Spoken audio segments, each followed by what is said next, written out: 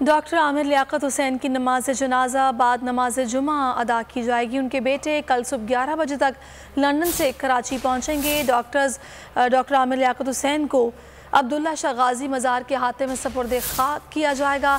मज़ीद तफसीलात जानते हैं बोल न्यूज़ के नुमाइंदे इरशाद संजरानी से। जी इरशाद, आगाह कीजिएगा। जी, डॉक्टर आमिर लियाकत हुसैन का सफ़र आखिरत और इस वक्त हम मौजूद हैं अब्दुल्ला शाह गाजी के मज़ार के अहाते में, जहाँ पर डॉक्टर आमिर लियाकत को यहाँ पर तदफीन की तैयारियाँ की जा रही हैं और बाकायदा कब्र की तैयारी जारी है। कैमरामैन मोहम्मद अली दिखा सकते हैं, हम अंदर जा रहे हैं। ये एक्सक्लूसिव मनाजिर आप बोल न्यूज़ की स्क्रीन पर। डॉक्टर आमिर लियाकत हुसैन की कब्र की तैयारी जो है इस वक्त ये जारी है। अब्दुल्ला शाह गाजी का जो मज़ार है उसके अहाते में बाकायदा ये अब कब्र की तैयारियाँ जो जारी हैं। यहाँ पर मज़दूर इस वक्त भी काम कर रहे हैं, खुदाई हो चुकी कब्र की और इसकी अभी भी जो है सीमेंट और जो ब्लॉक्स हैं वो यहाँ पे लाए गए हैं, रखे गए, मजदूर काम कर रहे हैं। साथ ही साथ डॉक्टर आमिर लियाकत के वालिदैन की कब्र भी इनके साथ साथ मौजूद है।